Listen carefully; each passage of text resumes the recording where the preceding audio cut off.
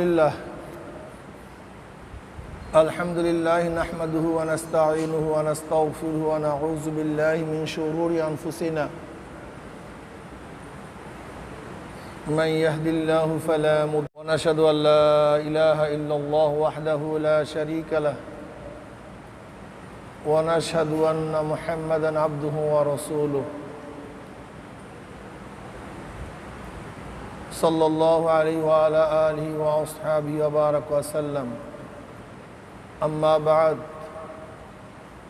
فأعوذ بالله من الشيطان الرجيم بسم الله الرحمن الرحيم شهر رمضان الذي أنزل فيه القرآن هدى للناس وبينات من الهدى والفرقان صدق الله العلي العظيم وصدق رسول النبي الكريم সবাই মুহাব্বতের সাথে দুরূদ শরীফ পড়ে আল্লাহুম্মা সাল্লি আলা সাইয়্যিদিনা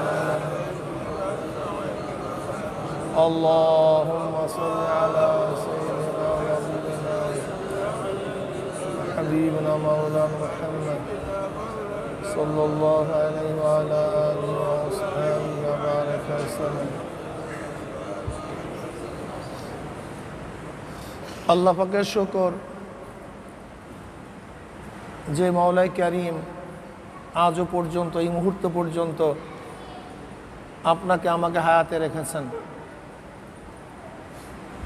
গোটা দুনিয়াব্যাপী মহামারী চলতেছে, করোনা ভাইরাস। আমাদের দেশেরও মিনিস্টাররা বলেছেন আল্লাহ পাকের রহমত ব্যতীত দ্বিতীয় কোনো পন্থা পদ্ধতি নাই এর থেকে বাঁচার। এই কথা স্বীকার করেছেন গোটা দুনিয়ার বহুত বড় বড় মনীষীরা, যে এর কোনো প্রতিকার নেই, যেই রোগের কোনো ঔষধি জানা নাই, সেই রোগ থেকে বাঁচাবার একমাত্র মালিককে আল্লাহ, দ্বিতীয় কেউ না। আল্লাহ পাক আজও আপনাকে আমাকে সুস্থ রেখেছেন।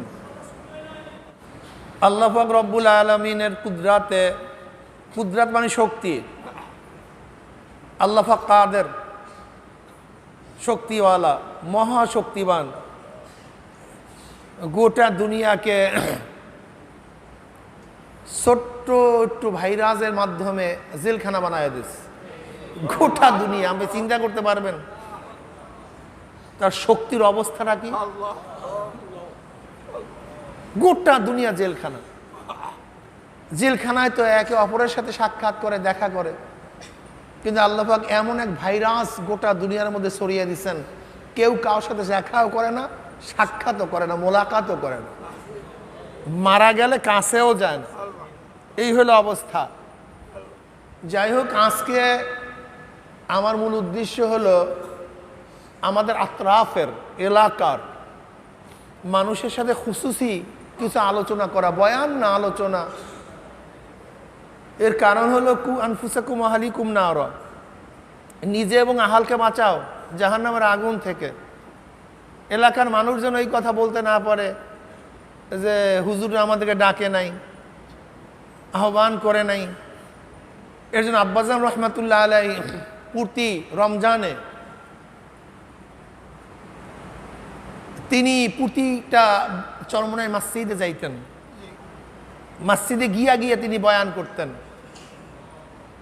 এই চরমনের যতগুলো মসজিদ আছে তিনি নিজে যাইতেন চরমনাইয়ের, ওই যেন কিয়ামতের ময়দানে বিরুদ্ধে সাক্ষী না দেয় যা আমাদেরকে ডাকে নাই।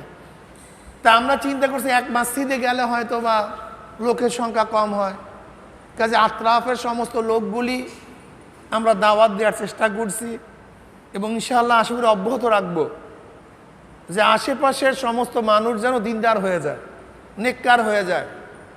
কমপক্ষে কিয়ামতের ময়দানে আমাদের বিরুদ্ধে সাক্ষী না দেয়। আল্লাহ আমাদেরকে ডাকে নাই, আহ্বান করে নাই, দাওয়াত দেয় নাই, এর জন্য আমরা দিনদার হই নাই।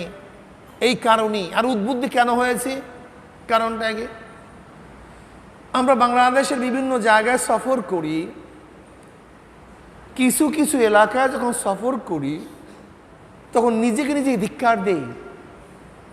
আপনি যাবেন টেকনাফ, উকিয়া, রাঙ্গাবালি, রাঙ্গামাটি, ওই ইসের ওই রাঙ্গাবালি, একেবারে কক্সবাজারের শেষ প্রান্ত পর্যন্ত সেখানে যাবেন, বাঁশখালী, প্রত্যেকটা বাড়িতে পর্দা, প্রত্যেকটা বাড়িতে। আপনি আশ্চর্য হয়ে যাবেন তাদের পর্দার অবস্থা। যাবেন টেকনাফ, দেখবেন সমস্ত মানুষের বাড়িতেগুলি পর্দা, বেপর্দা মহিলারা রাস্তায় নাই, নামে না। যাবেন আপনি সিলেটে, আমি একেবারে সিলেটের প্রত্যন্ত অঞ্চলে ভারতের কাছে চলে গেছি,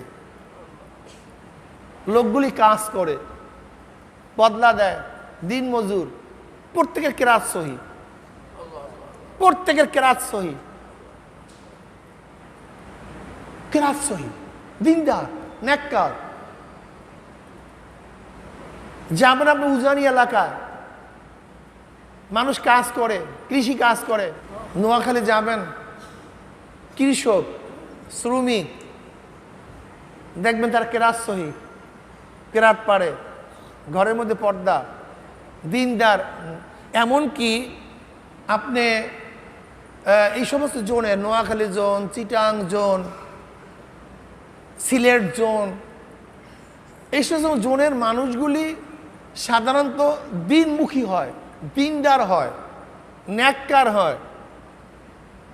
ওই এলাকার অফিসাররা যারা হয়, যত বড় অফিসার হোক না কেন, দেখবেন দিনের একটা মেজাজ তাদের মধ্যে আছে, দিনের একটা ভাব তাদের মধ্যে আছে। যারা প্রত্যন্ত অঞ্চল ঘুরছেন তারা আমার কথার সত্যায়ন করবেন। এক এক এলাকা, কারণটা কি? আমরা খোঁজ নিয়ে দেখলাম এই এলাকায় অমুক সাহেব, অমুক পীর সাহেব হুজুর এলাকায় খেদমত করছে। উজানিতে আমাদের কারি ইব্রাহিম সাহেব রহমাতুল্লাহ খেদমতের কারণে, সিলেটের মধ্যে বিভিন্ন পীর বুজুর্গদের খেদমতের কারণে সমস্ত মানুষগুলি দিনদার হয়ে যাইতেছে, দিনদার হইছে, নেককার হইছে। আজকে চরমোনাইয়ের মাধ্যমে আল্লাহ পাক রব্বুল আলামিন কত মানুষকে যে দিনদার বানাইছে তার হিসাব নাই।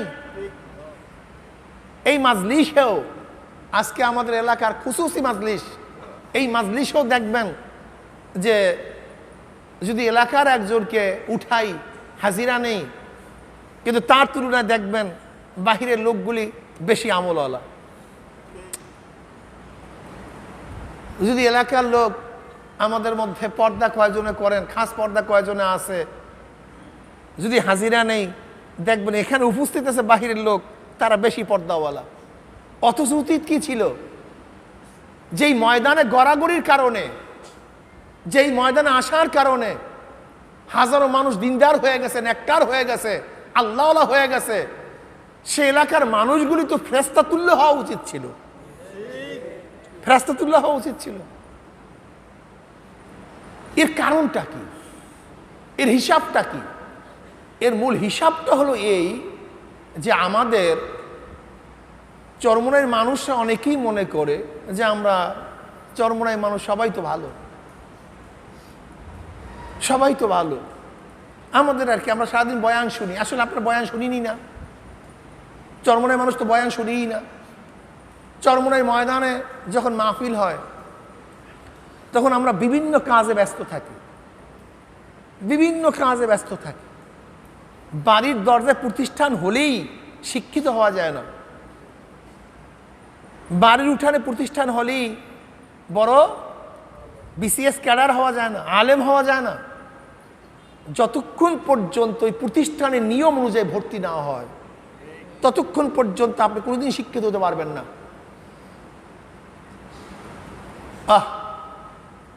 আমি গেছি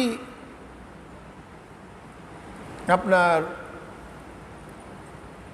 ওই কি চর জানি, সিরাজগঞ্জের চর ভদ্রাসন, চর ভদ্রাসন, একটা দ্বীপ চর, যমুনার চর, চর ভদ্রাসন।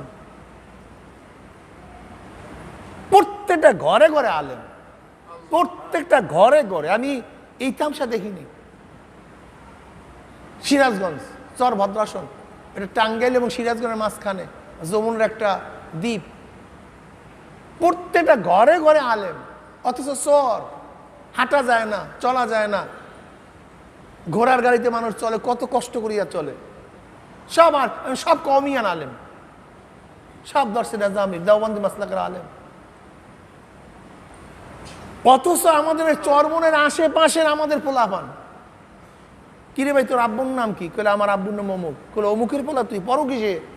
কেন বিশালকার হাই স্কুলে পড়ি। কইলে তোর আব্বুর নাম কি? কইলে অমুক। ছোট ছোট পোলাপান উঠান্ত বয়সে, চিনিও না অনেকের। কল তুই পড়স কই? কইলে জবেদিল স্কুলে পড়ি।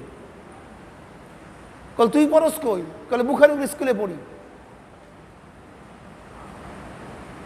এরা মাদ্রাসায় পড়ে না, পড়তে চায় না, জরুরিও মনে করে না। আমাদের এলাকার মানুষগুলি জরুরিও মনে করে না মাদ্রাসায় পড়াকে, আলেম হওয়াকে। এই আশেপাশের পর্দা করে না, দিনদার হয় না। অথচ চরমনায় মানুষ তো এমনিতে সম্মানিত, এমনিতে আপনাদেরকে আল্লাহ পাক সম্মানিত করে দিয়েছেন। সত্য ঘটনা বলি, চরমনের এক ব্যক্তি গেছে কুমিল্লাতে, পরিচয় হয়েছে। কলে ভাই আপনার বাড়ি কি করে? চরমনাই। কলে ভাই আসেন, মেহমানদারি করেন, নাস্তা করেন। কলে ভাই আমি তো হিন্দু। কলে আমি হিন্দু আনার মুসলমান, চরমনের মানুষ তো, হিন্দু আর মুসলমান চরমনাই মানুষ তো। সম্মানিত করে দিচ্ছে আপনাদেরকে। প্রত্যেকটা যুবক হওয়া উচিত ছিল চরমনের আল্লাহর ওলি, দায়ী। প্রত্যেকটা ছেলে হওয়া উচিত ছিল দায়ী। চরমনের প্রত্যেকটা মুরব্বী হওয়া উচিত ছিল একজন আল্লাহর ওলি। আজকে যাদের মুরব্বীদেরকে দেখছি দিনদার নেককার, তাদের ছেলেদেরকে আমরা সেইভাবে দেখতেছি না, সেইভাবে দেখতেছি না। এই মোল্লাকান্দার অনেক মুরব্বীরা ছিল যারা আল্লাহওয়ালা ছিল, অনেক ভালো ভালো আল্লাহওয়ালা ছিল, কিন্তু তাদের ছেলেফান কিন্তু সেইভাবে হচ্ছে না, হইতেছে না। আমাদের বহুত মুরব্বী দেখেছি যাদের আল্লাহওয়ালা ছিল, কিন্তু তাদের ছেলেরা সেভাবে আল্লাহওয়ালা হইতেছে না। এর জন্য আমার মনের মধ্যে খুব ব্যথা। আমাদের চরমনের এরিয়ার, এই এলাকার আত্রাফের আশেপাশের সবাই আল্লাহওয়ালা হয়ে যায়, সমস্যাটা কোথায়? আল্লাহ পাক আপনাদেরকে নেয়ামত দান করছেন, অনেক নেয়ামত দান করছেন। আমি দেখি নাই চরমনি এরিয়ার মধ্যে খুব মহামারী, খুব গজব, মানুষ না খেয়ে আসে, মানুষের এই অবস্থা, এরকম আমি দেখতেছি না। আল্লাহ পাক রব্বুল আলামিন হাজারো দিক থেকে চরমনায়ের মানুষদেরকে ভালো রাখছেন, হাজারো দিক থেকে। কিন্তু আমাদের কলবটার অবস্থা এরকম কেন? আমাদের কলবটা কেন পরিবর্তন হচ্ছে না? আমরা কেন দিনদার হচ্ছি না? কারণটা কি? এর কারণের মধ্যে আমরাও আছি, আমরা খারাপ, কোনো সন্দেহ নাই। শোনেন ভাই, মনে রাখতে হবে, আমরা যদি বৎসরে একটা অন্যায় করি, যদি 40-50 বছর আপনি আমার সাথে থাকেন, তাহলে আমার অন্যায় ধরা পড়ছে কয়টা আপনার কাছে? 50টা। যদি বৎসরে একটাও করি, যার সাথে আপনার দেখা সাক্ষাৎ নাই, তার তো আপনার কোনো অন্যায় আপনার ধরা পড়ে নেই। কি কথা ঠিক না? এর জন্য আশেপাশের লোকের সাথে সম্পর্ক স্থাপন করা খুবই কঠিন, খুবই কঠিন। পীর চেনে না গায়, পীর চেনে না মায়, পীর চেনে না ঘরের জনন, একটা কথা আছে। আমি আমার এলাকার আত্রাফের পার্শ্ববর্তী সবাইকে অনুরোধ করব, আপনারা প্রত্যেকে দায়ী হয়ে যান।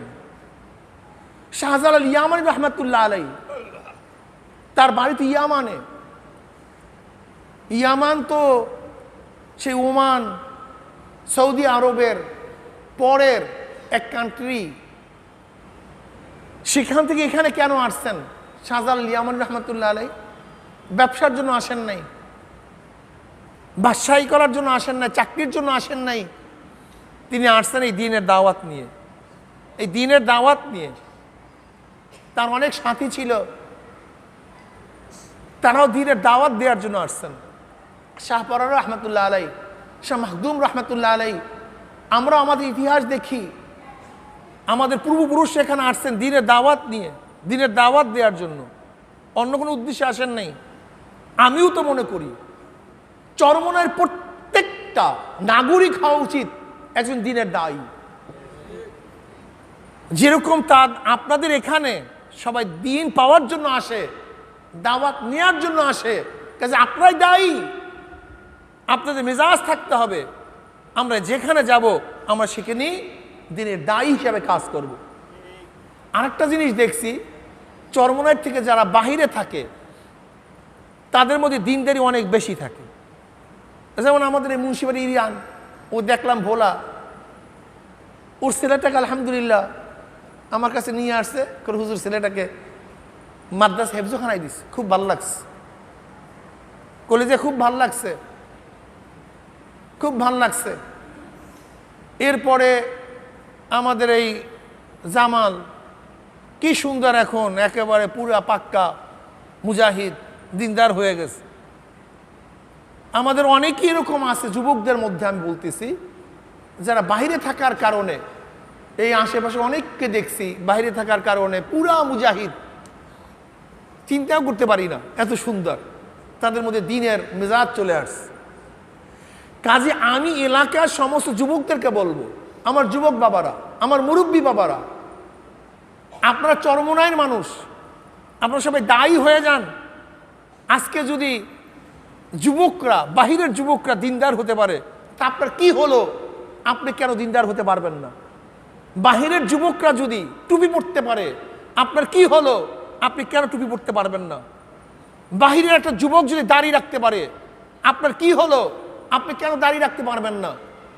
বাহিরের আপনার বয়সী একজন যুবক যদি সুন্নতি জামা পরতে পারে, লেবাস পরতে পারে, আপনার কি হয়েছে? আপনি কেন সুন্নতি জামা পরতে পারবেন না, লেবাস পরিধান করতে পারবেন না? বাহিরের একটা যুবক, তারা যদি কেরাত সহি করতে পারে, আপনার কি হলো? আপনি কেন কেরাত সহি করতে পারবেন না? বাহিরের একটা যুবকের মধ্যে দিনের জজবা, মেজাজ যদি থাকে, আপনি চরমনায়ের হয়ে আপনার মধ্যে দিনের মেজাজ, আপনার মধ্যে দিনের জজবা আসবে না কেন? কারণটা কি? বেশি আসা উচিত ছিল। আপনার জন্য দিন পালন করা খুবই সহজ। মাসালা জিজ্ঞাসা করবেন, আপনার রাস্তা ঘাটে দোকানে হাজারো আলেমরা বসে থাকে, কেরাত সহি করবেন, প্রত্যেক রুমে রুমে আলেম, যাকে আপনার পছন্দ হয় তার কাছে গিয়ে আপনি ক্লাস শিখতে পারেন। যাকে পছন্দ হয় তার কাছে গিয়ে আপনি ক্লাস শিখতে পারেন। দিনের সমুজের প্রয়োজন, বুঝের প্রয়োজন। এখানে হাজারো আলেম আছে যাদের মধ্যে দিনের গভীর জ্ঞান আছে, আপনি তাদের থেকে দিন শিখতে পারেন। আপনাদের জন্য দিন শিক্ষা গ্রহণ করা, দিনের উপরে চলা খুবই সহজ ছিল, কিন্তু মেজাজ না, মেজাজ না। এর জন্য আমি আমার এলাকার সমস্ত বন্ধুদেরকে বলবো, বাবাদেরকে বলবো, যাদের ঘরের মধ্যে, বাড়ির মধ্যে বেড়া নাই, মনে হয় এটা হিন্দু বাড়ি না মুসলমান বাড়ি, চিহ্নিত করা যায় না, চিহ্নিত করা যায় না। অথচ অনেক হিন্দু বাড়ির মধ্যে পর্দা আছে, বেড়া আছে, ভাল লাগে, কিন্তু আমাদের মুসলমান বাড়ি কি হইল? তাদের ঘরটাকে একটু সুন্দর মতো পর্দা দিয়ে রাখা, একটু স্বতন্ত্র চলাফেরার ব্যবস্থা করা মহিলাদের জন্য আমরা ব্যবস্থা করতে পারিনি। এইটি বাস্তবতা।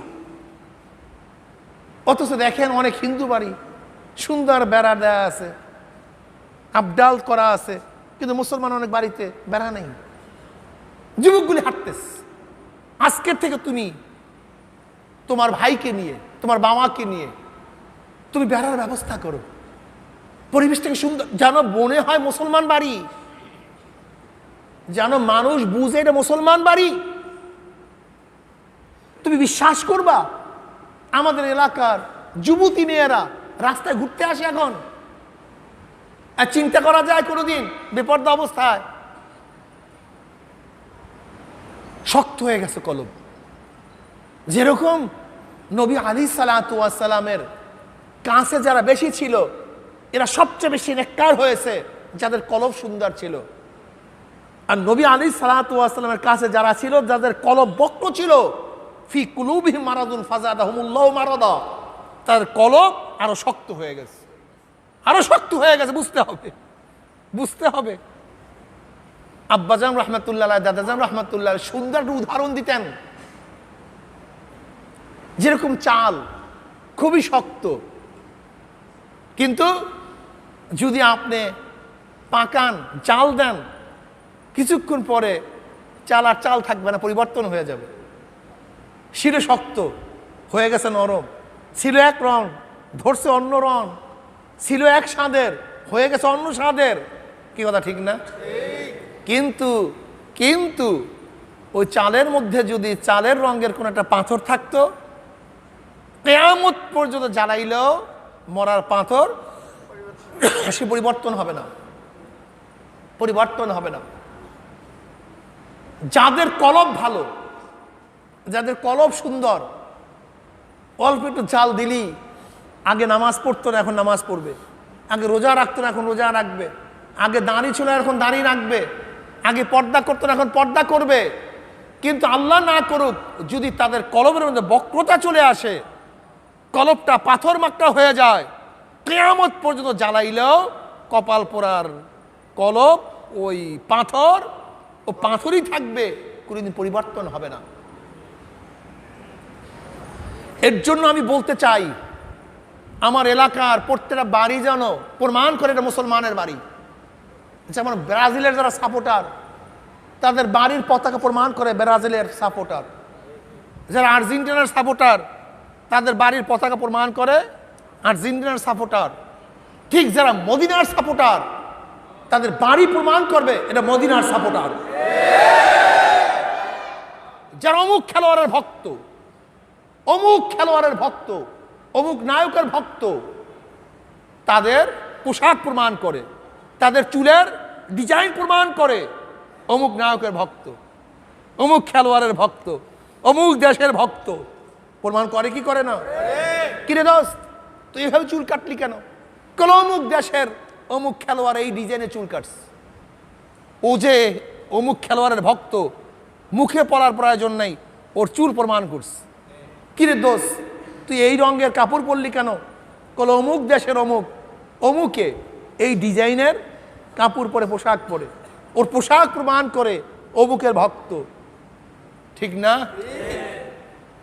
যদি পোশাক, চুল, কাটিং, তার ডিজাইন কারকে ভক্ত প্রমাণ করতে পারে, তাহলেও মদিনার যারা ভক্ত, মদিনাওয়ালার যারা ভক্ত, মুখে বলার প্রয়োজন নাই, তাদের বাড়ি প্রমাণ করে মদিনাওয়ালার ভক্ত, তাদের মাথা প্রমাণ করে মদিনাওয়ালার ভক্ত, তাদের দাড়ি প্রমাণ করে মদিনাওয়ালার ভক্ত, তাদের জামা প্রমাণ করে মদিনাওয়ালার ভক্ত, তাদের কথা প্রমাণ করে মদিনাওয়ালার ভক্ত।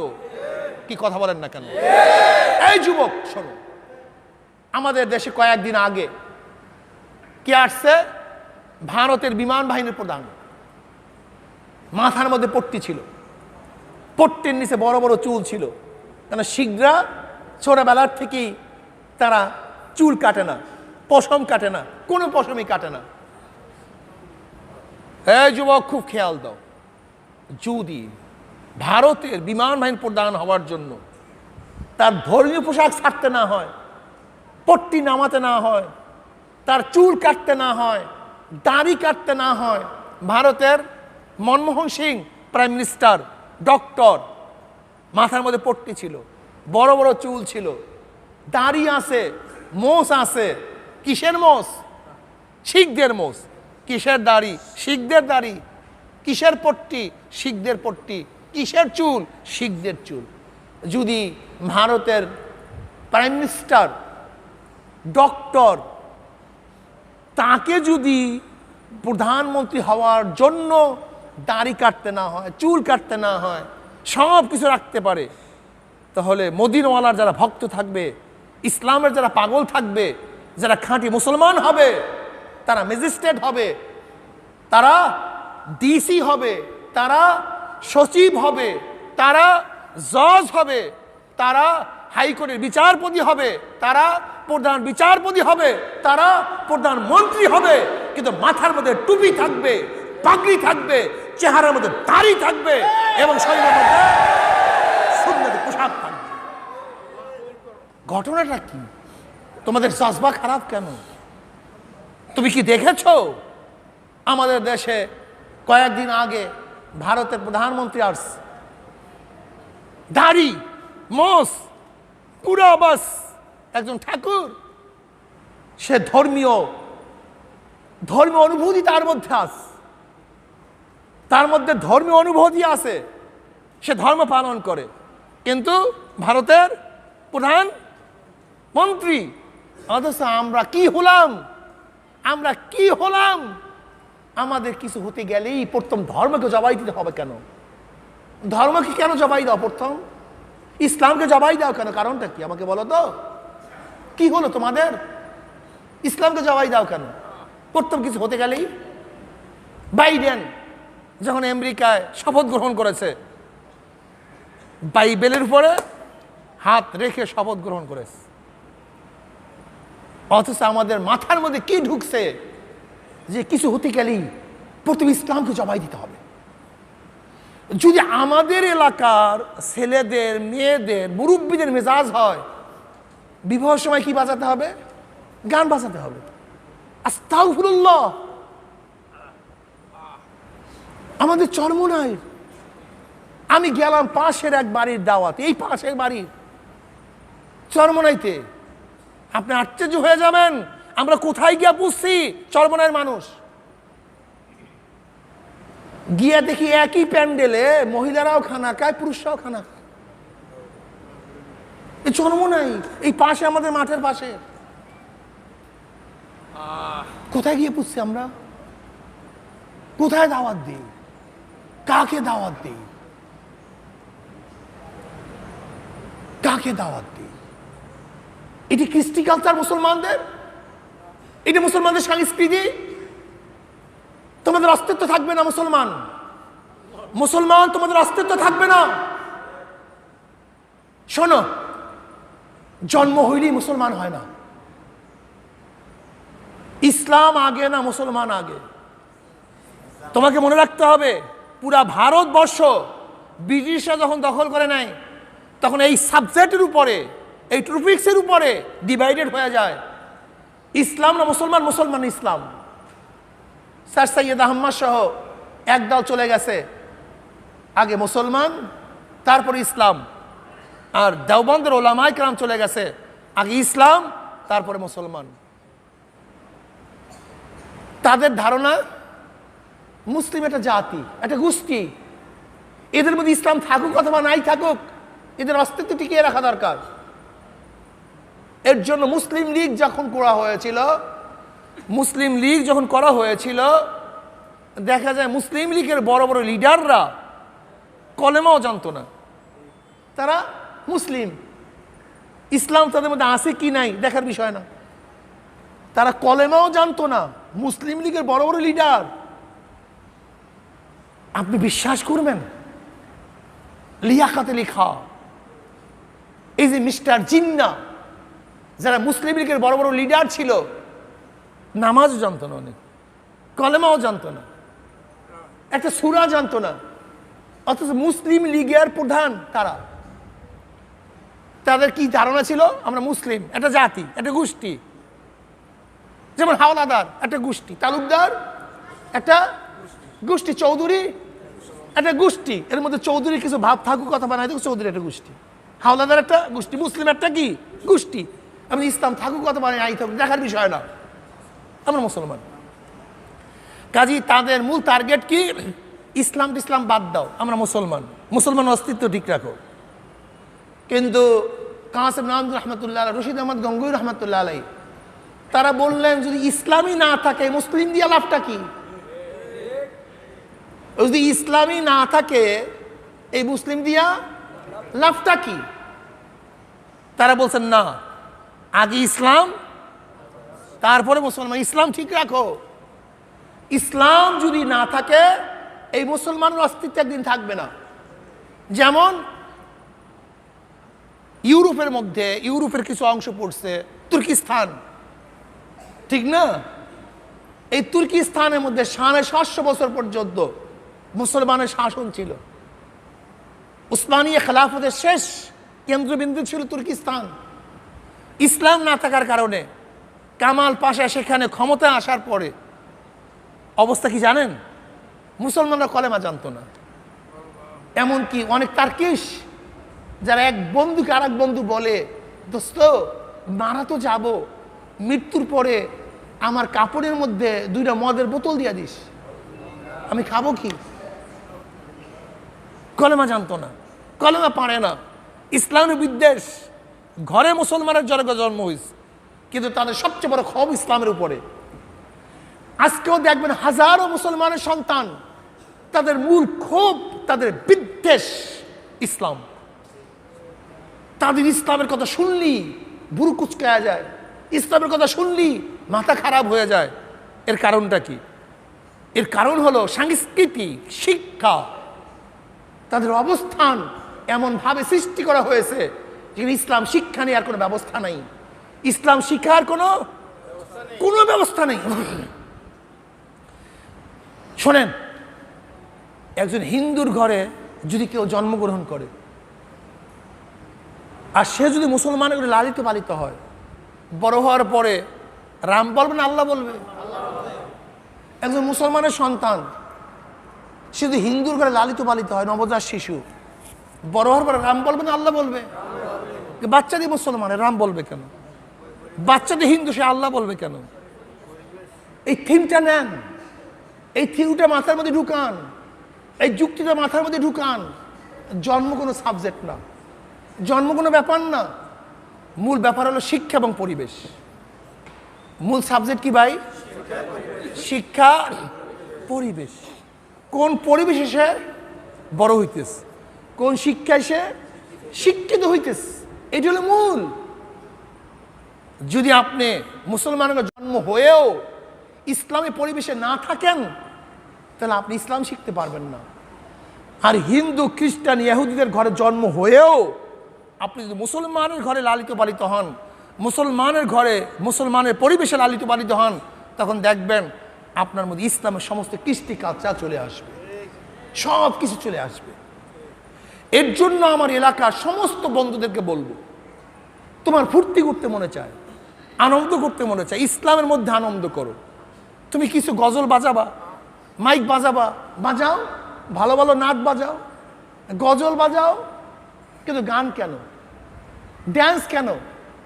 সেদিনকে শুনলাম, আমি গেলাম ব্রিক ফিল্ডের ওখানে, শুধু শুনে ডাক ডাক ডাক, খালি এই করে। আমি ঘটনা এরকম করে কেন? তো ওখানে আরো কিছু লোকজন আসে, আমি করি ভাই কয় কি? বলে হুজুর যারা এটা বানাইছে তারাও বিপদে আছে। বলে যারা এটা বানাইছে তারাও, আগে তো গান টানের মধ্যে অর্থ ছিল বা কিছু একটা ছিল, আবেগ ছিল, অনুভূতি ছিল, কিন্তু এখন কি ডাক ডাক ডাক, কি কোথায় গেছে রুচিবোধ? কোথায় নিয়ে যাইতেছে পাশ্চাত্যরা? তোমরা কি জানো আমাদের দেশে ইসলামকে ধ্বংস করার জন্য ওরা অপসংস্কৃতি সাপ্লাই দিছে, অপসংস্কৃতি সাপ্লাই দিছে। 2টা জিনিস সাপ্লাই দিছে, অপশিক্ষা, অপসংস্কৃতি। তোমরা জানো না বাবা, তোমাদের গবেষণা নাই। 2টা জিনিস দিয়ে আমাদেরকে ধ্বংস করছে, অপশিক্ষা, অপসংস্কৃতি। অপসংস্কৃতি কি বলবো বলো তো? আজকে মসজিদের মধ্যে আসছ, তোমাদের টুপি পরতে লজ্জা লাগে? কারণটা কি? পরিবেশ টুপিওয়ালা, এই পরিবেশ। অথচ এখানে বসিয়া যাদের টুপি পরতে লজ্জা লাগে না, এই যুবকটাই যখন বাহিরে যায় তখন ওখানে গিয়ে টুপি পরতে লজ্জা লাগে। কারণটা কি? পরিবেশ। পরিবেশ মারাত্মক। এর জন্য পাশ্চাত্যরা আমাদেরকে ধ্বংস করার জন্য অপসংস্কৃতি, অপশিক্ষা আমাদেরকে সাপ্লাই দিচ্ছে। এই চরমনের আশেপাশে কয়টা বাড়ি দেখাতে পারবা এখানে সুদ নাই? আমাকে দেখাও, আমাকে দেখাও আমার যুবক বন্ধু, আমার মুরব্বী বাবা। অথচ সুদ কত ঘৃণিত, কত ঘৃণিত সুদ। সবচেয়ে নিম্ন গুণ হলো নিজের মাকে বিবাহ করা। সুদ খায় আমার এলাকার মানুষ।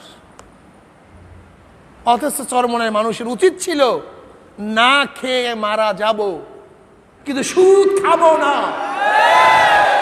মারা যাব না খেয়ে। আমি সুদ খেতে পারি না। তুমি কি দেখো না এখনো 7 জন সুদীর নাম কাগজে লেখিয়া, যদি গরুর বাগি টাগি হয় তার গলায় লাগাইয়া দিলে পোক পড়িয়া যায়। 7 জন সুদীর নাম যদি কাগজে লেখিয়া, দেখছি, শুনছি, আমি বাস্তবেও শুনছি, আমি শুনছি এবং বাস্তব হলো তাই। চিন্তা করছো সুদীদের নাম পর্যন্ত পোকা সহ্য করতে পারে না, এত মারাত্মক সুদ, এত মারাত্মক। কিন্তু মুসলিম সন্তানেরা সুদকে কিচ্ছু মনেই করে না, সুদকে কিছু মনেই করে না মুসলিম সন্তানেরা। আশ্চর্য বিষয়, আশ্চর্য বিষয়। নবী আলাইহিস সালাতু ওয়াস সালাম কি বলছেন? যে রক্ত এবং গোশত তৈয়ার হবে হারামের দ্বারা, তার জায়গা জাহান্নাম, জান্নাতে যাবে না।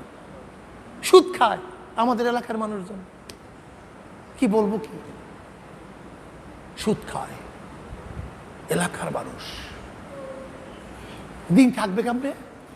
দিনের মেজাজ আসবে কিভাবে? সুদ খাও কেন? আল্লাহ কম দিছে তোমাদেরকে? সব কিছু দিছে, হাত দিছে, পাও দিছে, চক্ষু দিছে, কাজ করার তৌফিক আল্লাহ পাক দান করছে তোমাকে আমাকে। কেউ তো না খেয়ে নাই, এর সাথে হাজারো অভাবগ্রস্ত এক সময় ছিল মানুষ। কিন্তু কি হলো? আজকে চরমনে এরিয়ার মানুষগুলি, চরমনের আশেপাশে মানুষ সুদ খায়, সুদের সাথে সম্পৃক্ত। তোমাদের হাতেও ধরছে, পায়েও ধরছে, সুদ খাইও না। খুব মারাত্মক, মারাত্মক গজব। আর তোমাদেরকে বাস্তব একটা কথা বলি, আমার বাবা, আমার এলাকার বাবারা, যেই ঘরের মধ্যে একবার সুদ ঢুকছে, তুমি দেখো তো সেখান থেকে সুদ ছাড়াইতে পারতেছো কিনা? হ্যাঁ, পারবা না। অভাবই যাবে না। অভাব লাগছে তো লাগছে, অভাব যাবে না। তুমি আজকে রমজান মাসে নিয়াত করো, আল্লাহ আমি খালেস নিয়াত করলাম, আমাকে সুদ মুক্ত করে দাও, আমি যেন সুদ না খাই এই ব্যবস্থা করে দাও। নিয়াত করো, আল্লাহর কাছে কান্নাকাটি করো। আমি চ্যালেঞ্জ দিয়ে বলতে পারি, শুক্রবার দিন রমজান মাসে মসজিদে বসে যদি খালেস নিয়াত করো, মান ইয়াত্তাকিল্লাহ ইয়াজআল লাহু মাখরাজা ওয়া ইয়ারযুকহু মিন হাইসু লা ইয়াহতাসিব, যদি খালেস নিয়াত করতে পারো, আল্লাহ পাক রব্বুল আলামিন দেখবা তোমার পথকে খুলে দিবেন, তোমার সুদের প্রয়োজন হবে না। আল্লাহ পাক তোমাকে রিজিকের ব্যবস্থা করে দিবেন, রিজিকের ব্যবস্থা করে দিবেন। কাজী এলাকার মানুষকে বলবো, বিবাহ শাদী করাবো ইসলামী নিয়ম অনুযায়ী। আত্মীয়তার দরকার নেই, অত কিছু দরকার নেই। যদি মহিলা পুরুষ ভিন্ন ভিন্ন ভাবে বসিয়ে খাওয়াতে পারো তাহলে বিয়ার আয়োজন করিও। যদি না পারো বলবা, ভাই আপনার মাইয়া দিছেন, নিয়ে যান, অথবা নিয়ে আসি, অনুষ্ঠান টনুষ্ঠান করতে পারবো না, 5-7 জনের করিয়া ফেলাও, 10-15 জন করিয়া ফেলাও, কিচ্ছু আসে যায় না, কিচ্ছু আসে যায় না। কিন্তু তুমি প্রথম ছুটেই তো হারাম ঢুকেইছো, এইবার কয়েকদিন পর খালি সালিশি। এই মিয়া, 50 বছর আগে স্বামী স্ত্রীর মধ্যে এত সালিশি ছিল না কেন? এখন বিবাহ করার পরই খালি সালিশি সালিশি সালিশি, প্রতিদিন ঝগড়া, প্রতিদিন গাজাম। কারণটা কি? হ্যাঁ, 60 বছর বিবাহ করছে, কোনোদিন ঝগড়া নাই, কিচ্ছু নাই, সালিশি নাই, কাবিন নামা নাই, কোনো সমস্যা নাই। কিন্তু এখন এত কাবিন নামা, কিরে ভাই তুই এত মহর করলি কেন, এত লেখলি কেন মহর? বলে হুজুর যদি কিছু হয়, ওর প্রথমে নিয়াত কিছু হয়। এই শয়তানের অবস্থা দেখছেন, প্রথমে নিয়াত যদি কিছু, প্রথম নিয়াতটাই খারাপ, বিয়ের মধ্যে লাগছে আগুন। অথচ হাদিসের মধ্যে আসছে যেই বিবাহের মহারানা কম, সেই বিবাহের মধ্যে কি বরকত বেশি, এটা বরকতি বিয়া। অথচ আমাদের 6 লাখ, 7 লাখ, 3 লাখ, কিরে ভাই এত দললি কেন? বলে হুজুর যদি কিছু হয়। আমি বললাম তোর নিয়তই খারাপ, হবে না কেন? তোর নিয়তের মধ্যে গড়বড়। বিবাহ শাদীতে দেখতে যায় কে? বাবা ছেলের বউ দেখতে যায়। তোমার জন্য দেখা যায়? এখন পর্যন্ত কি তোমার বউ হইছে? দুলাভাই যায়। আস্তাগফিরুল্লাহ, আস্তাগফিরুল্লাহ। মুসলমানের সংস্কৃতি নেই, কৃষ্টি কালচার নেই, উঠে গেছে। একমাত্র ইজাজত মহিলাদেরকে দেখা এবং ছেলে দেখবে, অন্য কারোর ইজাজত নেই। মহিলারা দেখতে পারে। আর দেখবে কে? কে দেখবে? দেখে কে? ছেলের বাবা। দেখে কে? ছেলের দুলাভাই। দেখে ছেলের ভাই। আস্তাগফিরুল্লাহ। এটা মুসলমান সংস্কৃতি না বাবা। আমার মুসলমান বন্ধু চরমনের বাবারে ও যুবকরা, এটা মুসলমানের সংস্কৃতি না। এটা মুসলমানের সংস্কৃতি না, এটা খ্রিস্টান, ইহুদি, হিন্দুদের সংস্কৃতি। আজকের থেকে নিয়াত করো, বিবাহ শাদী করাবো সুন্নাত অনুযায়ী, ইসলাম অনুযায়ী। দেখবা বরকত আর বরকত, বরকত আর বরকত। বরকতের শেষ নাই। রিজেকের মধ্যে বরকত আসবে, কামার মধ্যে বরকত আসবে, দাম্পত্য জীবনের মধ্যে বরকত আসবে। ঠিক না? তোমাদের মধ্যে বিবাহ শাদীর মধ্যে দেখা যায় যে খতনা করাবে, খতনা, বাচ্চাদের খতনা করাবে, সেখানে গান বাজনা ঢোল, এই দরিয়াবাদ এলাকা। কি রে ভাই, ঘটনা কি? ওখানে তো গান বাজনা কেন, এত মাইক চালানো চালি কেন? তাহলে হুজুর খতনা করাইবে অমুকের। আমি কি খতনা করাবার জন্য এই সংস্কৃতি পাইলে কোথায় তুমি? কি শুরুটা হইল কি? অনেকে দেখা যায় বিশাল আয়োজন করছে, বলে এত বড় আয়োজন করলে ঘটনা কি? বলে হুজুর চিন্তা করছিলাম সম্মানই আসবে এত টাকা, কিন্তু যেই পরিমাণে টাকা আসার কথা ছিল তা আসে নাই। আর নিয়ত কি ছিল খাওয়াবার সময়? কথা বলেন না কেন? তুমি দাওয়াত দিচ্ছ কেন? মানুষের ফাইজলামি করছো কেন? কারণটা কি? আজকে গরিব আত্মীয় স্বজন বড় লোকদের বিবাহে যেতে পারে না, নেবে কি? নেবে কি? আস্তাগফিরুল্লাহ। বিবাহ কার্ডের মধ্যে লেখিয়া দাও, বিবাহ কার্ডের মধ্যে লেখিয়া দাও কিছু না আনার জন্য আপনাকে ধন্যবাদ। উপহার উপঢৌক না আনার জন্য ধন্যবাদ। যেমন আমি আমার বিবাহের কার্ডে লিখে দিয়েছিলাম, আমার বিবাহের কার্ডে, আমাদের প্রত্যেকটা ভাই বিবাহের কার্ডে লিখে দিস, কেউ কিছু আনিবেন না, না আনার জন্য ধন্যবাদ। যদি আনেন গ্রহণ করা হবে না। ভাই দাওয়াত দিছি তাকে খাওয়াবার জন্য, মেহমানদারি করার জন্য, তার থেকে কি কিছু নেওয়ার জন্য আমি দাওয়াত দিস? এই কোন সংস্কৃতি চলতেছে? এ চলতেছে কি? আজকে গরিব আত্মীয় স্বজন বড় লোকদের বাসায় যায় না, গরিব একজনের ঘরে যায় না। কেন যায় না? নেবে কি? টাকা নাই, আত্মীয়তা শেষ। অথচ নবী আলাইহিস সালাম কি বলছেন? সেলমান কথা আকা ওয়াফু আম্মান যালামাকা ওয়াহসিন ইলা মান আসা ইলাইক। যে তোমার সাথে আত্মীয়তা ছিন্ন করে, তুমি তার সাথে আত্মীয়তা বন্ধন অক্ষুণ্ণ রাখো। সেলমান কথা আকা, যে কেটে দাও, ছিন্ন করে, তার সাথে আত্মীয়তাকে জড়িয়ে নাও। আত্মীয়তা নাই, এই উপলক্ষণের কারণে নিয়াত করো। আমার ছেলেকে যখন বিবাহ করাবো, আমার মেয়েকে যখন বিবাহ দেব, তুমি কাঁটের মধ্যে লিখি দিবা যে উপঢৌকন উপহার না আনার জন্য আপনাকে ধন্যবাদ, এবং লিখে দিবা আনবেন না কিছু, গ্রহণ করা হবে না। আপনাকে দাওয়াত দিছে খাওয়াবার জন্য, মেহমানদারি করার জন্য, আপনাকে নেয়ার জন্য না। কি রাজি আছেন ইনশাআল্লাহ? চরমনের মা কি সবাই রাজি আছেন ইনশাআল্লাহ? আমার চরমনের বাবারা, এলাকার যারা আছেন শোনেন, শুরু করেন। দেখবেন কিছু না, শুরু করেন না, শুরু করেন। বরকত দেওয়ার মালিককে আল্লাহ। শুরু করেন, শুরু করেন। যদি দেখেন আপনি ভিন্ন ভিন্ন ভাবে মহিলা এবং পুরুষকে বসাতে পারবেন না, আপনি অনুষ্ঠান বাদ দিয়ে দেন। যেই কয়জন পারেন ওই কয়জনকে নিয়ে আসেন, বেশি দরকার নাই, ব্যাপকতা দরকার নাই। ছোট্ট পরিসরে অনুষ্ঠান করেন, এর মধ্যে বরকত আছে। এর মধ্যে কি আছে ভাই? বরকত আছে। বিবাহ করাবেন, মেয়েটাকে একটু দিনদার আনিয়েন, দিনদার মহিলা। খালি চামড়া দেখিয়েন না, সমস্যা। শুধু অর্থ দেখিয়েন না, সমস্যা। দিনকে তরজি দিয়েন, দিনকে প্রাধান্য দিয়েন। কি দিন আমাদের মধ্যে নাই। আজকে আমাদের সন্তানরা দাড়ি রাখে না, যুবকরা দাড়ি রাখে না, দাড়ি পছন্দ হয় না, দাড়ি ভালো লাগে না। আজকের থেকে ইনশাআল্লাহ আমরা নিয়াত করতে পারি না? আজকে থেকে নিয়াত করতে পারি না ইনশাআল্লাহ?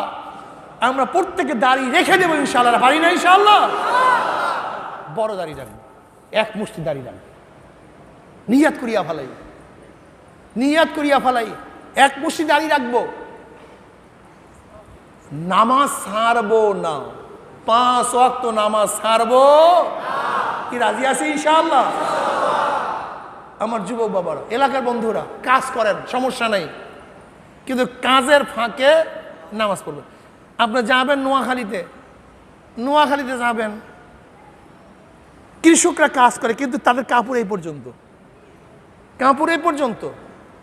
আমি আজকে আমার এলাকার যুবকদেরকে বলবো, তোমরা খেলবা, চরমনায়ের ছেলেরা খেলাধুলা করবে, তাদের কাপড়ের ডিজাইন ভিন্ন থাকবে, প্রত্যেকের আঁটুর নিচে পায়জামা থাকবে। কি ঠিক আছে রে? কই রে তোরা গেলি কই? এই তোরা যারা যুবকরা আছো, এই 3 কোয়ার্টার কাপড় থাকবে হাঁটুর নিচে। কি রাজি আছে ইনশাআল্লাহ? কই আমার এলাকার পোলাপান কই? কি সবাই রাজি আছে ইনশাআল্লাহ? হাঁটুর নিচে কাপড়, হাঁটুর নিচে। মানে এটা চরমনের পোলাপান, ওরা ফরজ তরক করে না, এটা চরমনের পোলাপান। ওদের খেলার মধ্যে সৌন্দর্যতা আছে, ওরা হাঁটুর উপরে কাপড় উঠায় না, লেংটি পরিয়া, দোকাসা মারিয়া, চুতা বাড়ি করিয়া তারপর খেলতে নামে না। ওদের খেলার মধ্যে ডিজাইন আছে। চরমনাই মানিটা কি? এদের প্রত্যেকটা কাজের মধ্যে দিন থাকতে হবে, দিনের রং থাকতে হবে, চলার মধ্যে দিনের রং থাকতে হবে। আমি হাঁটবো, খেয়াল করব, ডাইন দিক থেকে হাঁটার চেষ্টা করব, ডাইন দিক থেকে। আমি আমার বন্ধুদেরকে নিয়ে যখন হাঁটতে যাব, খেয়াল করবো কোন দিক থেকে হাঁটবো? ডাইন দিক থেকে, ডাইন দিক থেকে। যদি ময়লা পড়ে থাকে সরাইয়া দেব। যদি একজনে, আমি গেলাম ওমানে, রাত তো 3টা, পথ পাই না, পথ দেখি না, একটা গাড়ি যাইতেছে, থামাইলাম, কি হয়েছে ভাই? বলে পথ তো চিনি না। শোনো, ইসলামের চরিত্র শোনো। ওই ব্যক্তি শুধু আমাদেরকে পথ দেখায় দেয়নি, বলে আপনি আমাদের কাছে আসেন। সে আমাদেরকে প্রায় 30-40 কিলোমিটার পর্যন্ত রাহনুমাই করিয়া, পথ প্রদর্শন করিয়া, যখন আমরা পথ ঠিক পাইছি সেখানে দিয়ে তারপর সে চলে গেছে। এটাই মুসলমানদের সংস্কৃতি। যখন পথের মধ্যে দেখবা কেউ জিজ্ঞেস, ভাই যাবো কোথায়? অমুক দিকে যাবো, চেনেন কি? যান যান, জানি না আমি। এটা মুসলমানের সংস্কৃতি না, এটা মুসলমানের চরিত্র না। কি করবা? ভাই আপনি কোথায় যাবেন? অমুক জায়গায়। হ্যাঁ ভাই, আপনি অমুক জায়গায় যদি চিনো, কিছু শয়তান দেখছে, আমরা তো পথে চলি, কিছু শয়তান আছে, জানে না শোনে না, তাহলে ভাই এদিকে। ও নিজেও জানে না, এটা ধোঁকাবাজ। ওরা মুসলমান না, ওরা ধোঁকাবাজ। কিন্তু মুসলমান কি? আপনি দাঁড়াবেন, সুন্দরভাবে বলবেন আপনি কোথায় যাবেন? অমুক জায়গায়। তখন এখানে স্পষ্টভাবে এমনভাবে বুঝাবার চেষ্টা করবা সে যেন বুঝে, সে খুশি হবে, জীবনভর চরমনার কথা মনে রাখবে। আর আমাদের কি অবস্থা? এখানে এই ট্রলার থামায়, জাহাজ থামায়, আমাদের চরিত্র কি? সেখান থেকে তেল রাখে, তেল দিতে হবে, এই আমাদের চরিত্র। ও কি করে? যত জায়গায় যায়, ও তো সারা দুনিয়া ঘোরে। কি কয়? তাহলে ভাই গেছিলাম চরমনাই, জাহাজ ভিড়াইছিলাম। ভাই কইয়েন না, এগুলোর মতো খারাপ আর দুনিয়াতে নেবে। আমার তেল রেখে দিস, তুমি করছো একা, কিন্তু বদনাম গোটা চরমনাই, গোটা চরমনাই বদনাম করছে তুমি। কাজটা করছো একা, কিন্তু বদনাম গোটা চরমনাই। অথচ আবার কিছু লোক চরমনাইতে আসে, বলে ভাই গেছিলাম চরমনাই, বাড়ির মধ্যে রয়েছি, গরু ঘরে রয়েছি, কিন্তু মানুষগুলি এত ফেরেস্তার মতো আমাদের সাথে এত ভালো ব্যবহার করছে, বলতে পারি না। কলিজা ঠান্ডা হয়ে যায়, কলিজা ঠান্ডা হয়ে যায়। এইটাই উচিত ছিল চরমনাই। অথচ কিছু মানুষ আছে চরমনাই খারাপ ব্যবহার করে দেয়। ওরা বাংলাদেশের সব জায়গায় গিয়ে বলে মানুষগুলি এত খারাপ। চরমনাইয়ের মানুষ এত খারাপ না, অনেক ভালো। কিন্তু আমাদের মধ্যে কিছু মানুষের মধ্যে খারাপিয়াত চলে আসছে। এর কারণটা কি? যখন তুমি দেখো, যদি তোমার উঠানে ঘুমাইছে, এখন তুমি যদি পয়সা নাও, এটা কিন্তু কলিজা লাগে যে গেলাম বেড়ার বাড়িতে, কোনো জায়গা পাইলাম না, উঠানে রয়েছে, পয়সা নেয়, এরা এত খারাপ, খালি পয়সা পয়সা পয়সা। এটা খারাপ লাগে, ভালো লাগে না, এটা ভালো লাগে না বাবা। তোমার মনে, তুমি কি জানো উজানি মাহফিলের অবস্থা কি? উজানি জানো? উজানি আজও পর্যন্ত যত মানুষ মাহফিলে যায় তাদের জন্য তারা নিজেরা খানা পাকায় না, প্রত্যেক বাড়িতে মেহমান নিয়ে যায়, প্রত্যেক বাড়িতে 10 জন 20 জন 100 জন 500 জন প্রত্যেক বাড়িতে নিয়ে যায়। আমরা 20 জন আসেন, আপনারা 100 জন আসেন, আপনারা 500 জন আসেন, গোটা এরিয়াটা সব মেজবান হয়ে যায়। আর যারা বাহির থেকে যায় সবাই মেহমান, সবাই মেহমান। আজকেও চরমোনায় বাহির থেকে যারা আসে, আমি করজোর অনুরোধ করতেছি তাদেরকে মেহমান মনে করো, মেহমান মনে করো, মেহমান মনে করো। ওরা আমাদের মেহমান, বাহির থেকে আসছে, টেকনাফ, তেঁতুলিয়া, রূপসা, পাথুরিয়া, সেখান থেকে আসছে, এরা আমার মেহমান। হ্যাঁ, আমি মেহমানদের দেখে বেচা বিক্রি করি, সব কিছু করি, আমার আর্থিক সুবিধা হইতেছে, আর্থিক সহযোগিতা হচ্ছে, তো বাকি এমন কিছু করিও না যা কলিজায় বাজে, কলিজায় বাজে। টিউবওয়েলে পানি আনতে গেলে পানি বিক্রি করে আটকায় রাখে, নিজের বাড়ির পানি আটকায় রাখে, পয়সা দিয়া পানি দেয়, এরকম কিছু শোনা যায়। মাফ করুক আল্লাহ। বরং চরমোনাইয়ের মানুষ তো এরকম ছিল। এখন আলহামদুলিল্লাহ শিকদার বাড়ি মাহফিলের আগে ঘাট দিয়ে দেয়, তারা মেহমান মনে করে, ঘাট দিয়ে দেয়। কিসের পয়সা? আবার উজু গোসল করবে মানুষ, একটু কষ্ট করবে, আসছে এখানে, কিসের পয়সা? ঘাট দিয়ে দেয়, ব্যবস্থা করে দেয়, ভাল লাগে, দোয়া করে। এমনকি আমাদের দুলাল দাস, এই হিন্দু বাড়ি, ওই দেবুদাস থাকতে দেখছি, বাথরুম করে দিত সামনে, বদনা রাখতো, মেহমান আসছে তাদেরকে সম্মান শ্রদ্ধার জন্য কত সুন্দর ব্যবস্থা করে। এরকম মেজাজ ছিল চরমোনাই মানুষের। কিন্তু যখন ভাড়ার দিকে চলিয়া যাইতেছি তখন আমাদের মধ্যে বক্রতা চলে আসছে, বক্রতা, কলব আস্তে আস্তে শক্ত হয়ে যাইতেছে। আমার এলাকার বাবাদেরকে বলবো, যুবকদেরকে বলবো, খবরদার এমন আচরণ করিও না যে আচরণ ওই ব্যক্তি কষ্ট পায়, যে আচরণ ব্যক্তি কষ্ট পায়, বরং এমন আচরণ করো যে আচরণের ব্যক্তি খুশি হয়। আলহামদুলিল্লাহ চরমোনাইয়ের এরকম হাজারো ঘর আছে যাদের সাথে বাহিরের মেহমানদের এমন একটা বন্ধুত্ব হয়ে গেছে, তারাও বেড়াইতে আসে আবার তারাও বেড়াইতে যায়, এত সুন্দর ব্যবহার করে। আলহামদুলিল্লাহ। আমি চরমোনাইয়ের প্রত্যেকটা যুবককে বলবো, আমার মুরব্বীদেরকে বলবো, আমরা দিনদার হয়ে যাই, নেককার হয়ে যাই, আল্লাহওয়ালা হয়ে যাই। কি রাজি আছেন ইনশাআল্লাহ? চরমোনাইয়ের প্রত্যেকটা যুবককে দেখলে যেন অন্য অন্য যুবকরা অনুসরণ করতে পারে, অনুকরণ করতে পারে, যে আমি যদি চরমোনাইয়ের যুবককে অনুসরণ করি আমি দিনদার হয়ে যাব, নেককার হয়ে যাব, নেককার হয়ে যাব। আচ্ছা, এখানে বাহিরের বহু ছেলেরা আছে যারা দিনদার নেককার, তুমি হতে পারবা না কেন? কেন পারবা না? কারণটা কি? অবশ্যই তোমাকে নেককার দিনদার হতে হবে, তুমি খাদেম হতে হবে। তুমি চরমোনাইয়ের মাহফিলের একজন খাদেম, তুমি দ্বীনের একজন খাদেম, ইসলামের একজন খাদেম, তুমি একজন দায়ী।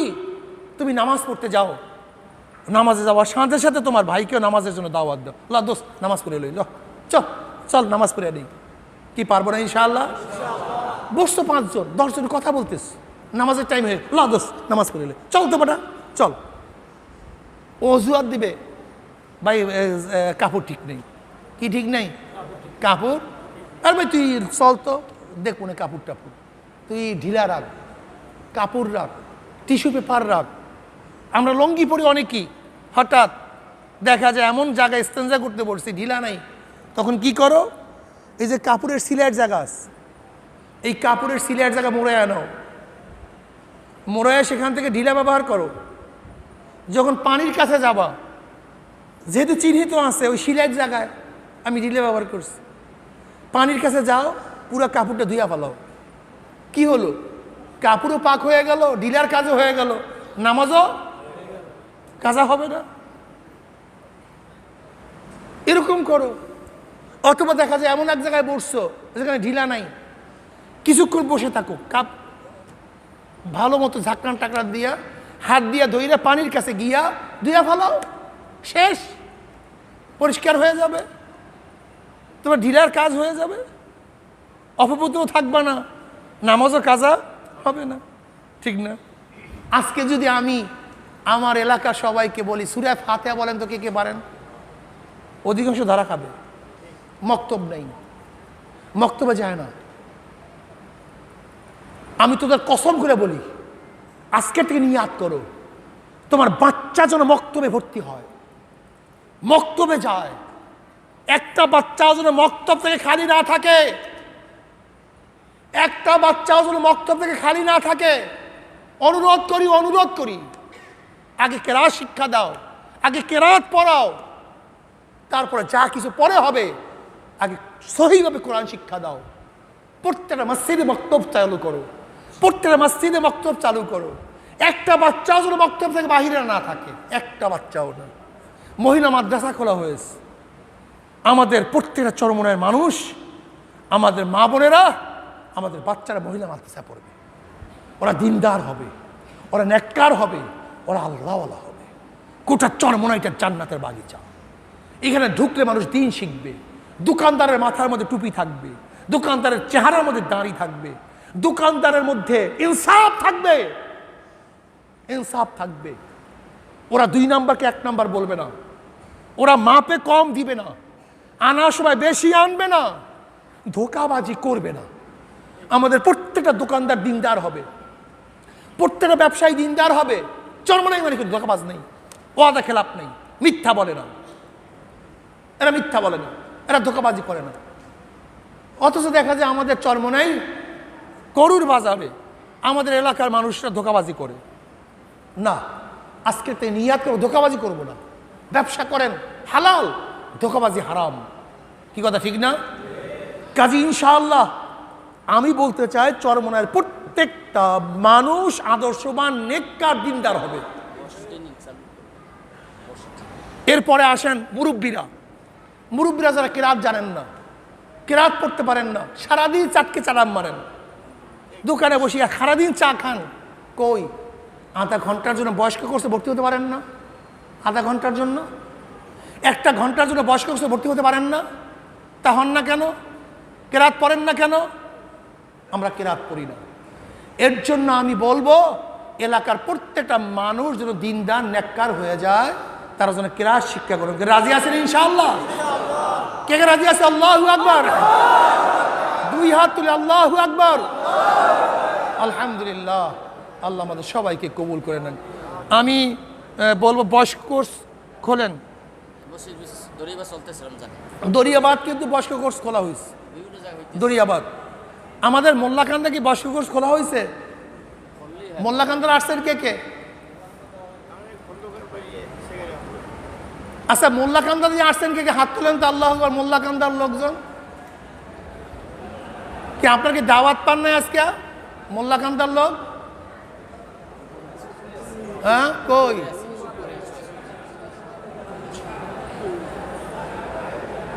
আচ্ছা হাত নামান। আচ্ছা, সর্দার কান্দার এদিক দিয়ে লোক আসছে, সেন্ট্রো টেন্ট্রো আসছে তোমরা? এই জায়গায় দিয়ে আসছে? আলহামদুলিল্লাহ, এদিক থেকে মোটামুটি ভালো আসছে, আলহামদুলিল্লাহ। আচ্ছা, আমাদের জুজারার পার দিয়ে আসছে কারা কারা? জুজারার পার আচ্ছা, এই মশাগালি বাড়ির এই এলাকা দিয়ে আসছে কারা? এই সব আসছে সবাই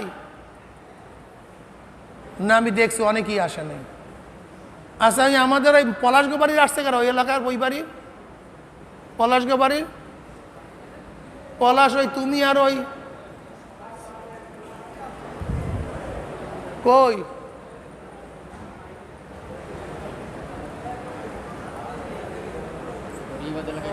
দরিয়াবাদ এলাকার আসছে কারা? দরিয়াবাদ এলাকা। যাই হোক, দেখা যায় আমাদের এই আশেপাশে আমাদের এই এরা শফিক টফিক আসতো তোরা? শফিক আসছো? ওই জালাল দুটো পোলা আসছে, জালালকুন্না আসছে, হেলাল। হ্যাঁ,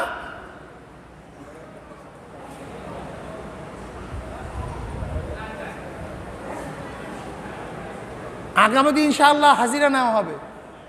আমরা প্রত্যেক বাড়ির থেকে হাজিরা নিয়ে, খাস করে এলাকার মধ্যে আমরা এই দাওয়াতি কাজ ইনশাআল্লাহ শুরু করব। এলাকা কি রাজি আছেন ইনশাআল্লাহ? আপনারা কি এলাকা সবাই ভালো লাগতেছে কি না? কোন আমরা এলাকার জন্য জীবন ভর বয়ান করছি মানুষের জন্য। এখন এলাকায় বয়ান করবো না, এলাকায় এখন হলো ডাইরেক্ট তরবিয়াত। দরিয়া দরিয়া দেখবো তোর দাঁড়িয়ে আছে কিনা, দরিয়া দরিয়া টুপি পরাবো, দরিয়া দরিয়া খেতাব পরাবো। আমি কথাটা বুঝতে পারছি? সব জায়গায় দাওয়াতের পদ্ধতি এক হয় না। কাজে আল্লাহ পাক রব্বুল আলামিন আমাদেরকে প্রথম আজকে ইনশাআল্লাহ শুরু করছি, আমাদের এলাকার সবাই দায়ী হয়ে যাবে। কি রাজি আছেন ইনশাআল্লাহ? সবাই, গোটা এলাকার মানুষ আজকে আসেন না সবাই। যদি এরকম আমরা সবাই আসতে থাকি তাহলে ইনশাআল্লাহ আমাদের ভালো হবে। যাই হোক, আজকে যারা দাড়ি ছোট ছিল, কিন্তু ইনশাআল্লাহ আজকে নিয়াত করলাম এক মুষ্টি পর্যন্ত দাড়ি রাখবো, এরকম কি দুই একজন আছেন ইনশাআল্লাহ? কে কে আছেন? আল্লাহু আকবার, হাত তুলি। আলহামদুলিল্লাহ, আলহামদুলিল্লাহ। এই বয়ান চলবে এখন, চরমনে যে ডাইরেক্ট বয়ান হবে ইনশাআল্লাহ। কে ঠিক আছে না ইনশাআল্লাহ? আল্লাহ আমাদের সবাইকে কবুল করে নেব। রমজান মাস, শুক্রবার দিন। এবার দোয়া, আমরা দোয়া করবো আল্লাহর কাছে।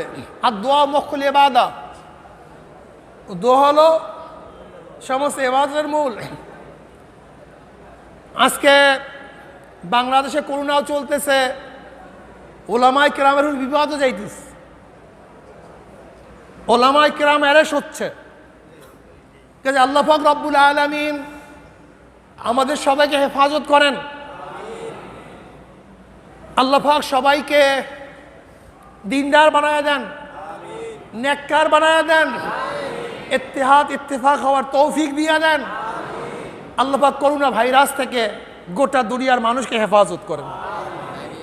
ঠিক না? ডায়রিয়া চলতেছে, এই ভাইরাস নাকি বারবার রূপ পরিবর্তন করতেছে।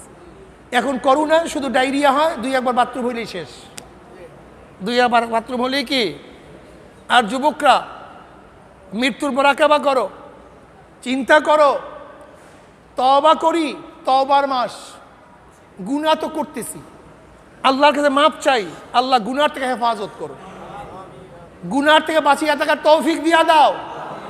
লা হাওলা ওয়ালা কুওয়াতা ইল্লা বিল্লাহিল আলিয়্যিল আযীম। আল্লাহ তুমি যেটা উপায় নেই, দেখি না। আর দোয়াউ ইয়ানফাউ মিম্মা নাজালা ওয়া মিম্মা লাম ইয়ানজিল ফাআলাইকুম ইবাদাল্লাহি বিদ-দুআ। দোয়া এমন এক কার্যকরী ইবাদত, এক কার্যকরী ঔষধ, যেই গজব নাজেল হয়ে গেছে, দুয়ার মাধ্যমে আল্লাহ পাক সেই গজবকে উঠায় আনেন। যেই গজব নাজেল হওয়ার অপেক্ষায় আছে, দোয়ার উসিলায় আল্লাহ পাক সেই গজবকে ফিরাইয়া দেন। ফাআলাইকুম ইবাদাল্লাহি বিদ-দুআ। কাজে প্রত্যেকটা আবেদের দরকার আল্লাহর কাছে কি করা? দোয়া করা। দায়ী, দোয়া, মাদউ, সায়েল, মাসউল, সুয়াল। যে চায় তাকে সায়েল বলা হয়, যা কিছু চায় তাকে সুয়াল বলা হয়, যার কাছে চায় তাকে মাসউল বলা হয়। ঠিক না? যে দাওয়া দে চায় তাকে দায়ী, যা কিছু চায় সেটা মাদু, যার কাছে চায় মাদু, আর যা কিছু চায় সেটা দাওয়াত। কিন্তু দায়ী, ঠিক না? দায়ী, দোয়া, মাদু। আমরা দায়ী, চাই কার কাছে? যা কিছু চাই সেইটাই দোয়া, সেইটাই কি। শোনেন, যদি কেউ কার কাছে চায়, সে দূরে থাকে না কাছে থাকে? জোরে বলেন। দূরের মানুষকে চাওয়া যায় না, যে কাছে তার কাছে চাওয়া চায়। আমরা কার কাছে চাই? তা দোয়ার সময় আল্লাহ দূরে থাকে না কাছে থাকে? আল্লাহ এইটা দাও, আল্লাহ এইটা দাও, আল্লাহ এইটা চাই, আমি ওইটা চাই। তার মানে মাওলা আমার কাছে, আমি তাকে ডাইরেক্ট বলতেছি মাওলা এইটা দাও, ওইটা দাও, এইটা চাই, ওইটা চাই।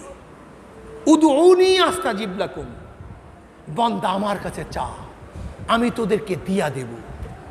আমাদের চাইতে দেরি, মাওলার দিতে দেরি হয়। চাবো, চাওয়ার মাস। চাওয়ার মাস রমজান মাস, যে যত পারেন চান, যা কিছু মনে চায় চাইতে থাকেন, আল্লাহ দেওয়ার জন্য অপেক্ষায় আছে। আমার মাওলা পাক রব্বুল আলামিন রমজান মাসে গোটা জান্নাতের দরজা খুলিয়া দিছে, রহমতের দরজা খুলিয়া দিছে, মাগফিরাতের দরজা ওপেন হয়ে গেছে, জান্নাতের দরজাগুলি বন্ধ হয়ে গেছে। আমার মাওলা ডাক দে, বান্দা আমার কাছে চা, আমি তোদেরকে দিয়া দেব। গুনাহ করিয়া ফেলাইছো, মাফ চা, যত গুনাহ করছো আমি মাফ করিয়া দেব। বান্দা রিজিকের প্রয়োজন, রিজিক চা, আমি রিজিক দিয়া দেব। বান্দা রহমতের প্রয়োজন, রহমত চা, আমি তোমাদের রহমত দিয়া দেব। বান্দা তোরা আমার কাছে চাইলে আমার কাছে ভালো লাগে। বাবারে, বাচ্চা যদি কান্নাকাটি না করে, মা তাকে দেয় না।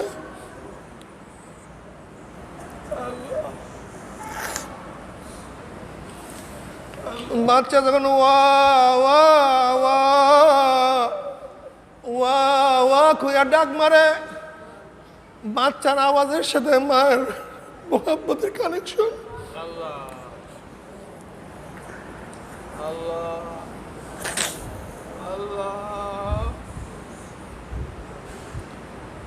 সেদিনকে আমার নাতি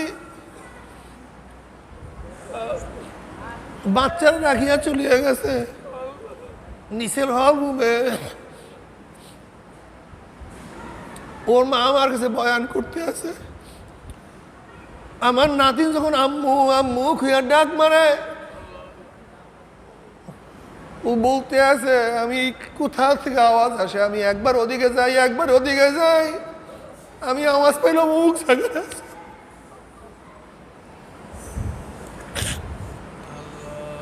আম্মু আম্মু খুঁয়া ডাক মারছে, মায়ের পাগলের মতো হয়ে গেছে। অথচ মারছে 1000 গুণ বেশি মোহাব্বতকে আমার মাওলা। আমার মাওলা রহমান, আমার মাওলা রহিম, আমার মাওলা গফফার, আমার মাওলা সত্তার। যেরকম বাচ্চাকে মা, বাচ্চা যখন মাকে মা খুঁয়া ডাক মারে, মা সহ্য করতে পারে না, মায়ের বুকের মধ্যে মোহাব্বতের জোশ মারিয়া যায়, জোশ মোহাব্বতের দরিয়ার মধ্যে জোশ মারে। যদি মায়ের বাচ্চার আওয়াজে মায়ের কলিজার মধ্যে, বুকের মধ্যে মোহাব্বতের দরিয়ার মধ্যে জোশ মারতে পারে, ঠিক বন্দা যদি আমার মাওলাকে ডাক দেয়, মাওলা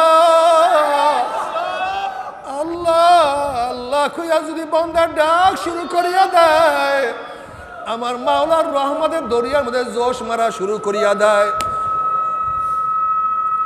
আমার মাওলার রহমতের দরিয়ার মধ্যে জোশ মারা শুরু করিয়া দেয়। যদি বন্ধের ডাকার মতো ডাকতেই পারে,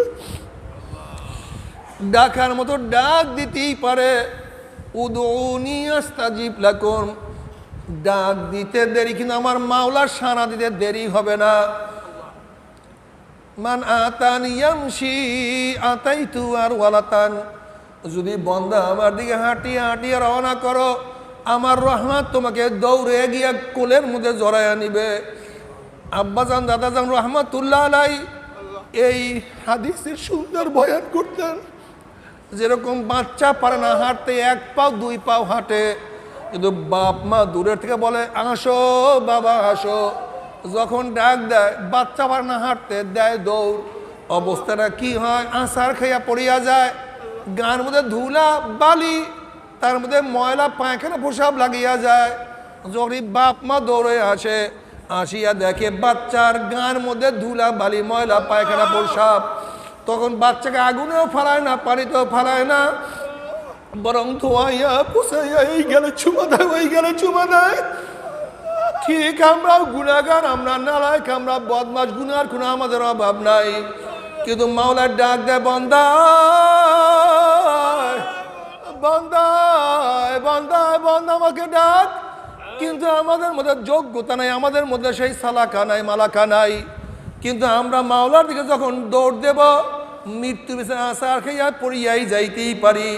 যদি মাওলার দিকে দৌড় দিতেই পারি, যখন মাওলা দেখবে বন্দার এখনো গুনাহ বহুত কলবের মধ্যে রয়ে গেছে, এখনো তওবা করতে পারে নাই, এখনো ময়লা আছে, তখন মাওলা পাক রব্বুল আলামিন তোমাকে আমাকে শয়তানের কাছে সুপর্দ করবে না, জাহান্নামে নিক্ষেপ করবে না, বরং ধুয়াইয়া পোছাইয়া রহমতের পানি দিয়ে ধৌত করিয়া আমার মাওলা রহমতের কলিজার মধ্যে বুকের মধ্যে নানিয়া পারবে না।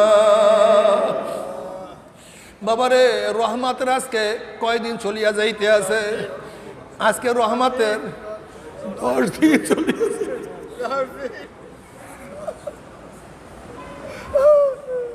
এই রোজা এই রোজা এই রোজা এই রোজা এই শুরু করলাম, এর মধ্যে 10 দিন চলে যাইতে আছে। আজকে রহমতের 10 দিন চলিয়ে যাইতে শুক্রবার দিন, রমজান মাস, রোজা অবস্থায় আমরা মাওলার কাছে দোয়া করব।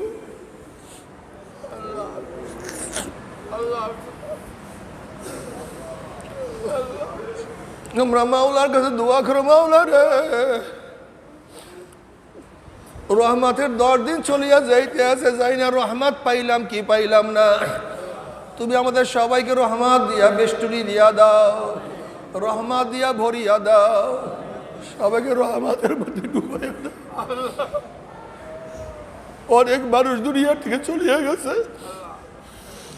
অনেক মানুষ বিদায় হয়ে গেছে, সবার জন্য দোয়া করব, গোটা দুনিয়ার জন্য দোয়া করব, আওলাদদের জন্য দোয়া করব, পরিবারের জন্য দোয়া করব, ওলামায়ে কেরামের জন্য দোয়া করব, মুমিন মুত্তাকিন মুসলমানদের জন্য দোয়া করব। আল্লাহ পাক যেন আমাদের সবার গুনাহ খাতা মাফ করিয়া দেন। আল্লাহুম্মা আমিন, আল্লাহুম্মা আমিন, আল্লাহুম্মা আমিন। মাওলা হে, আমরা কতিপয় গুনাহগার বান্দা, গুনার বোঝা মাথায় নিয়ে আপনার শাহী দরবারে হাত তুললাম রে মাওলা, দয়া করে মায়া করে আপনি আমাদের জিন্দগির সমস্ত গুনাহ খাতা মাফ করে দেন। আল্লাহ আল্লাহ আমাদের জিন্দগির সমস্ত গুনাহ খাতা মাফ করে দেন। আল্লাহ সমস্ত গুনাহ খাতা মাফ করে দেন।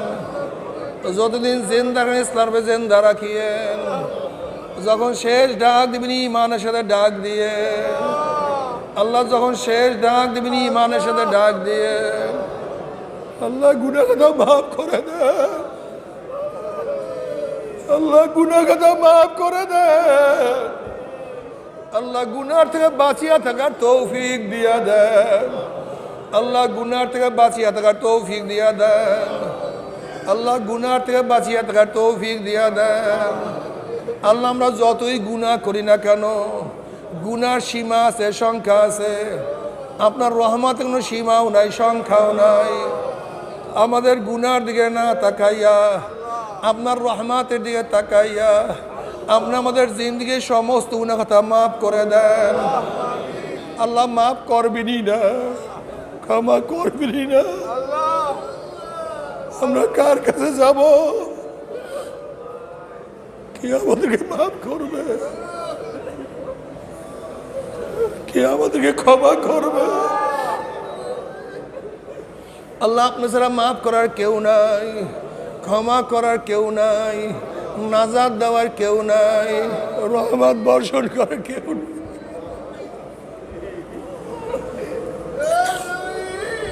আল্লাহ গোটা দুনিয়ার উপর রহমত নাযিল করে। আল্লাহ গোটা দুনিয়ার উপর রহমত নাযিল করে। আল্লাহ গোটা দুনিয়ার মাখলুকের উপর রহমত নাযিল করে। আল্লাহ গোটা মানুষের উপর রহমত নাযিল করেন।